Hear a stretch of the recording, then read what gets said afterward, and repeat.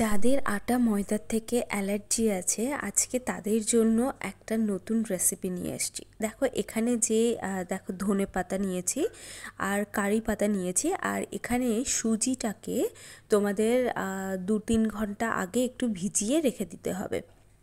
এর সঙ্গে তোমরা জোয়ার বা বাজরার আটা বা গ্লুটেন ফ্রি যে আটাগুলো রয়েছে সেইগুলো তোমরা ব্যবহার করতে পারো জাস্ট বাইন্ডিংয়ের জন্য।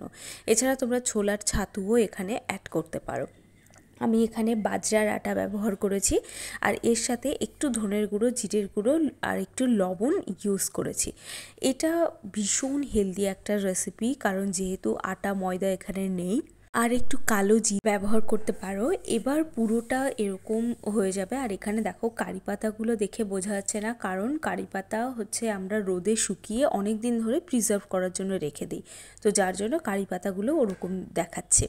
এভাবেও তোমরা বাড়িতে অনেক দিনের জন্য কারি পাতা স্টোর করে রাখতে পারো। এবার পুরো বিষয়টা জল ছাড়াই তোমাদেরকে মানে মাখতে হবে। এর আগে একটা সেদ্ধ আলুর জাস্ট অর্ধেক অংশটা দেবে, কারণ আমরা এখানে প্রথমে যখন একটা দিয়েছিলাম, মানে তোমরা কোয়ান্টিটি অনুযায়ী দেবে। বেশি আলু দিলে কিন্তু একটু চিপচিপা টাইপের হয়ে যাবে, মানে বেশি আর কি বাইন্ডিংটা ভালো হবে না, একটু জল জল বেশি হয়ে যাবে। তো এক্ষেত্রে তোমাদের এই শুকনো জিনিসগুলোই একসাথে অ্যাডজাস্ট করতে হবে। তারপরে দেখবে একদম এরকম হয়ে গেছে। একটু শুকনো হাতে একটু শুকনো আটা দিয়ে দিয়ে তোমরা এই লেচিগুলোকে তৈরি করে নেবে, মানে এই গোল বলগুলোকে তৈরি করে নেবে। এবার তোমরা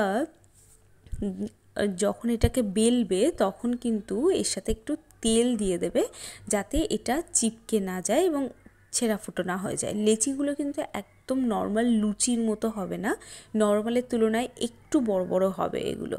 তো এরকম গোল গোল তোমরা করে নিলে, আর একটু বড় করলে কি হয়, খেতেও বেশ টেস্টি লাগে। ছোট ছোট জিনিস একদম খেতে ভালো লাগে না। তো রেডি হয়ে গেল আমাদের লুচি। বাট এটা আটা ময়দা ছাড়াই এই লুচি তোমরা খেতে পারবে, দারুণ খেতে লাগে, বিশ্বাস করো। এটা তুমি শুধু শুধুই খেয়ে নিতে পারবে, মানে এর সাথে তোমার আলাদা করে আর কিছু দেওয়ার অ্যাড করার কোনো দরকার নেই। এতটা টেস্টি হয় এই লুচিগুলো। আর এটা একটু কম হিটেই তোমরা তৈরি করবে। তো চলো, এর সাথে আমি পনিরের তরকারি সার্ভ করেছিলাম, আর সেটার রেসিপিও আমি খুব তাড়াতাড়ি তোমাদের সাথে শেয়ার করে দেবো। তো আই হোপ তোমাদের আজকের ভিডিওটা খুবই ভালো লাগছে। যদি ভালো লেগে থাকে তাহলে কিন্তু তোমাদেরকে একটা সাবস্ক্রাইব করে দিয়ে যেতে হবে, কারণ এইখানে কিন্তু এরকম ইউনিক ইউনিক রেসিপি শেয়ার করতে থাকি।